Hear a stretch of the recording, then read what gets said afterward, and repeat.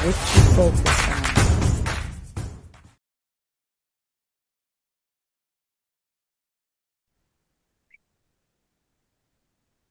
Hello, everyone, and welcome back to the Lady K Chat podcast. I am your favorite host, Lady K. I am so excited to be back with you guys today. I have so much to share today. Oh my gosh, as you guys know, this is the month of October. October is Domestic Violence Awareness Month.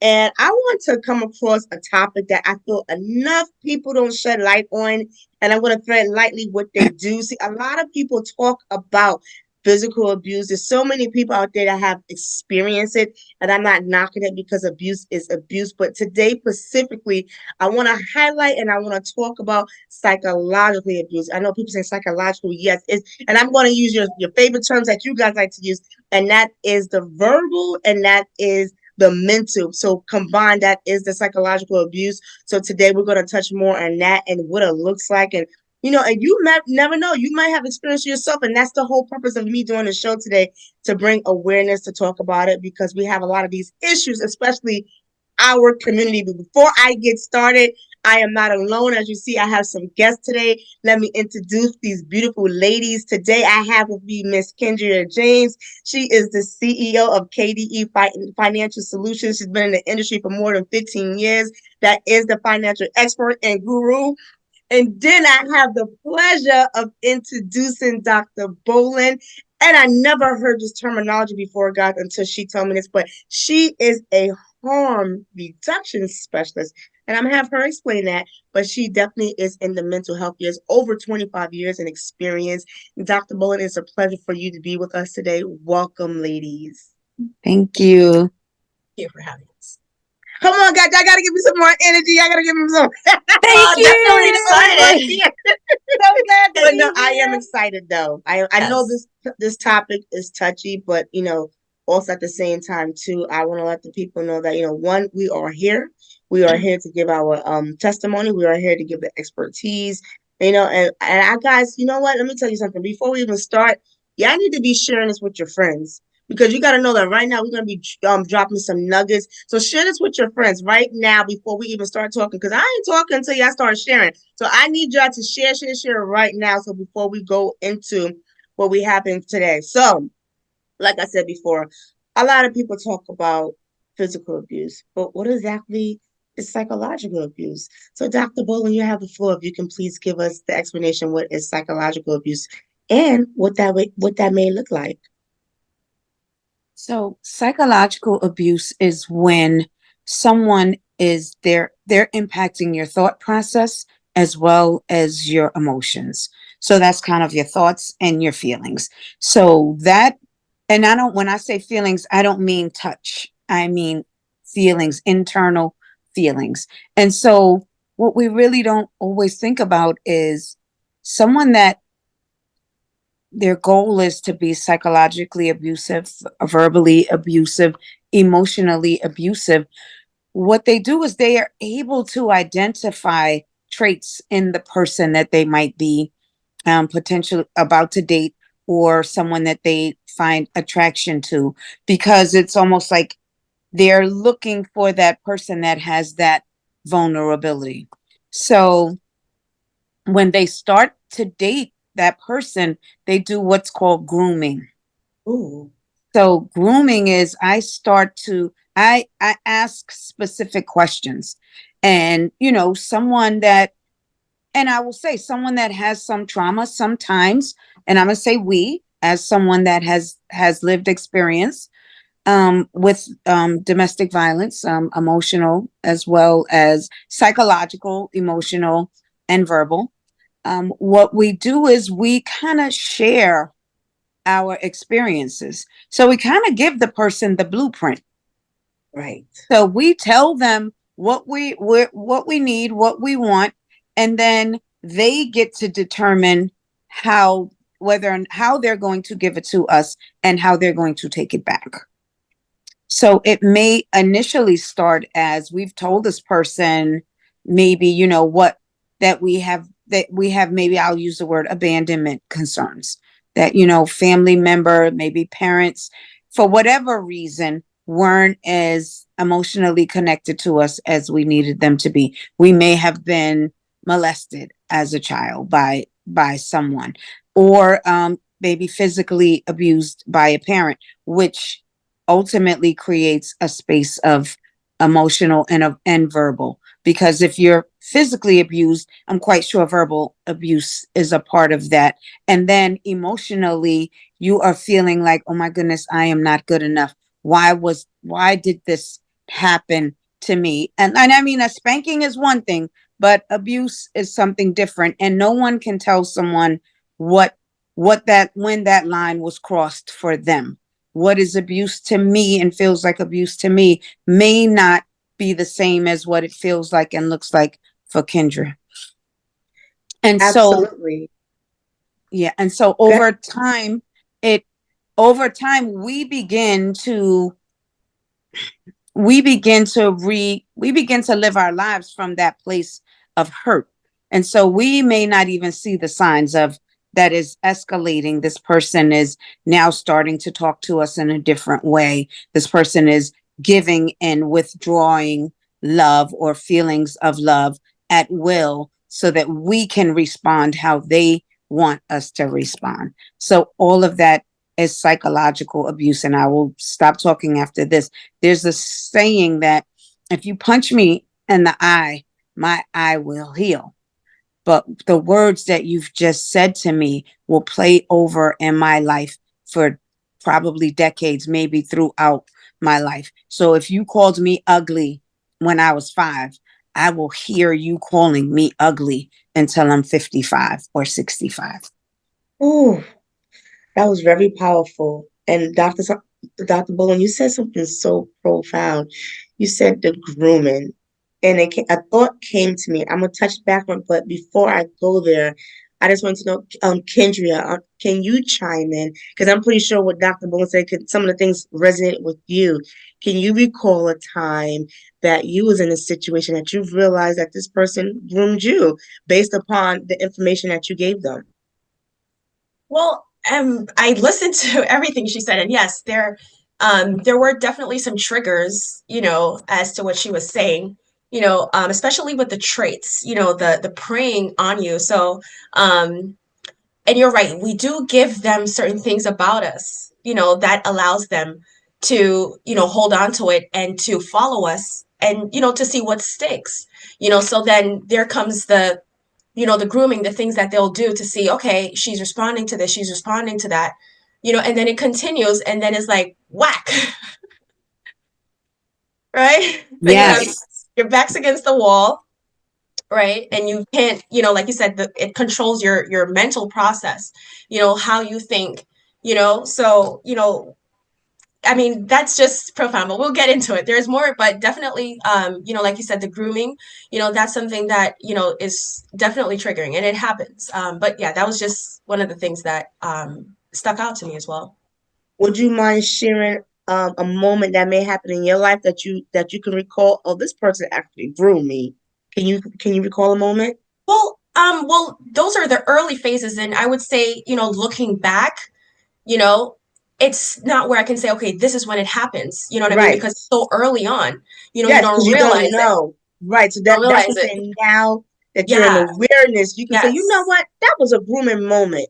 Right, right. But, I haven't, been in another relationship to, now that I understand things differently, to kind of say, okay, this is what happened. But looking back, what you were saying, Dr. Bolin, about, the things that they'll do to make you come back to them, so in the relationship, it would be, hiding my phone, hiding my keys, so that affected me. It affected my ability to earn income, because if he has my car keys, I'm not going to be able to go to work. So there comes the financial control and the financial abuse, you know? So it's like, you have my key, so I have to call you. I have to, harass you. I have to show up, you know what I mean? And, or I have to stay home, if I have no phone. So those are the things, to keep you in place. Right. You know what Mm-hmm. I'm saying? So Mm-hmm. those are just some of the things that, came to my mind, and the space you were talking about, like, there has to be space for the person to be vulnerable, you know so if there's no space and there's no vulnerability, they can't come in, So Mhm.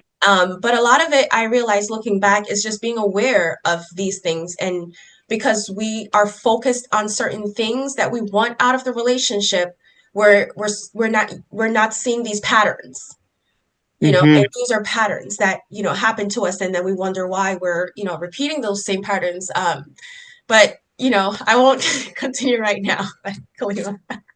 Thank you. I appreciate that. Now, you Yeah. ladies said something powerful, and I think it's a powerful word, and there's nothing wrong with it. It's just how it's used, and and how you stand on business, right? We're talking about vulnerability, right? I think vulnerability is very powerful. But when you're in your true, authentic self, and you're transparent, and you know what you hold, and you have high self-esteem, and that person can see it, then I think it's another attribute. Because when they see you in a form where, oh, she got low self-esteem because you're displaying all the signs, that's what, of course, they're going to come in, and they're going to use their tactics, and they're going to use grooming. But now it leads me to the point that, Dr. Blair, I want to go to you because you said grooming, and that was so important. But I want to talk about, can we shed light on gaslighting tactics? Because that's one of the biggest things that we need to be in the work, because they will use that. And then you sometimes you feel like, well, am I? If you always got to question yourself in this relationship, that right there is a red flag. So yeah, so But wait, Dr. can we Boyd, even talk about how they use children to gaslight? oh, we didn't even In get to the children yet. Okay, Wait a all right. second. Wait, Okay, I'm gonna let okay, Dr. Bolling try to on what gaslighting looks like, and okay. give us some example, and then yes, we can definitely get to the children because that's a big one right there. So, Dr. Bolling, you have the floor on gaslighting. So let me start with, so the gaslighting is directly correlated to the grooming. So from the grooming, I got to know no matter how secure we may look or present, this person, their goal, their job is to find out from us where our insecurities lie. And so that starts in the beginning. Probably could be date one, date two. Like they get to see what you like, what things you really, really like, and what's important to you. And so we will tell them, I'll say being cheated on, being lied to, being manipulated, and how because they'll say, oh my gosh, you're such an intelligent woman, and you're such a professional. They will so that's the beginning of the gaslighting. So Yes, you're telling me the qualities of myself that I am presenting to you, but they look at how we respond. So right. sometimes we might respond with, oh no, or we'll pull back on it, or we'll downplay who we are to try to make more of a connection. But if this person is a predator, they're paying attention.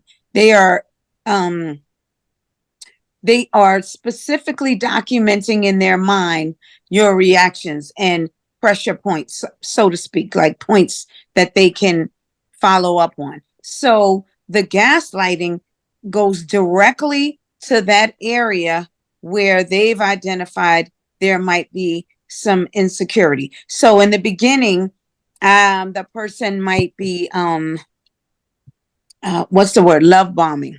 Yes. Ooh, that's a good one. Everything that you require and desire, you're getting flowers, you're going out on dates, you're the most beautiful woman, I'm calling, I'm sending cards. Everything that you want in the beginning is what they are doing, and they are showing you how great of an individual they are to you, But to wait a me. minute. I have Mhm. a question though. So isn't that what we want though? We want the Yeah. flowers, we want the attention, we want the affection. We want that, right? So how do we distinguish, like a woman like me going out on a date, How do you and distinguish? of course they're going to be like, "Oh baby, I want to talk to you," and of course I want the attention, but it's like, if I decide, okay, this is the man that I want to talk to, I mean, how do we discern, these genuine things from Yes. so harmful? so they are providing things that, of course, we women have been groomed as women. Forget about from this guy, that this is how a man is supposed to show affection. Mhm. However, we have to. make sure that this overt show of affection is not covering something else. And so we have to just be cautious with our hearts and take time to see what the consistency of this is. And also ensure that if this person's to ourselves say, okay, this is really, really nice. However, if this stops, who will I become? Because it has to in with me. And I'm saying this, but it's not as easy as that, because this person is giving to us what we emotionally want and what we emotionally need. However, if this person decides to take this away, at the end of the day, I still got to stand. Yeah. And I have to establish boundaries and guidelines that I will not compromise. Right. Boundaries. That's what it is. it. That's what I was looking for. And Boundaries. you hit it right on the head, Dr. Bolling. Boundaries. And I tell a lot of women this too. Like when you bend, right? If you set boundaries, right, but then you continue to bend on those boundaries, that's an open invitation right there for them to continue what they do. Oh, Right. remember what our friend said about men and rivers, how similar they are? Yep. Elaborate on that, Kendria. Go Okay, ahead. so we have a business partner of ours that says men and rivers are the same, right? Men and river, you know why men and rivers are crooked, right? They're the same. So rivers will go wherever you let it, right? So you'll see, sometimes you won't see a river go straight. If there's a little, tributary, they'll go, right? Because that's the least resistance. And men and rivers are the same because men will go where they have the least resistance. Right. I like that. I like Interesting, that. right? So if men will go where they have the least resistance, then what do we have to do as women of value? Ooh, I believe I women mean, of value definitely have to protect themselves, right? It goes back to what I just said lightly, standing on business, on your boundaries. I think that's one of the biggest components. Yes, absolutely. In your relationship, you want to, there's a give and take, and and you want to, be there for your partner. However, if your morals and your values in your integrity of those are things that you stand on and they know that you stand on, then they can't cross that line. And that's the difference. That's the difference between your morals and your values and this bending in the relationship. And Because respect is respect. I want to add this though. Sometimes the love bombing in the beginning is so precise and so spot on for who we are and what we require that we get to a place where we're like, well, if I set this rigid boundary, which is the boundary that we need to set because we realize that if we made this a boundary because we realize that when we compromise, we wind up in a situation we totally don't want to be in. However, we have to be okay with the reality of this person may leave because they do not want a woman that's going to stand on the boundaries that they set. So we have to be okay with this person may leave me, even though they've made me feel secure, even though they've showered me with the things that I've been wanting a man to do. However, if there's a question for me to compromise my integrity on what I believe I need to stand on as a woman, then in the long run, this is not going to be the relationship that I want it to be. And what we sometimes do because of our grooming in other areas, maybe from neglect and abuse and maybe verbal and emotional abuse from others, maybe growing up, is that we feel like, well, if we just stay and try to do as much as we can to keep the relationship going, the person will become who I want them to be. And 9 times out of 10, no, we become who they want us to be, which is someone that is allowing psychological abuse. And so, can you see the correlation to how all of that Absolutely. is psychological? So, we already have some emotional and psychological, we all have some emotional and psychological deficit just because we're women. We're Black women, women of color in America. So we already have something, and they if they pinpoint it, they will ultimately get the power and control if we don't maintain our boundaries that we have established for ourselves. But I do have a question though, and Lady K.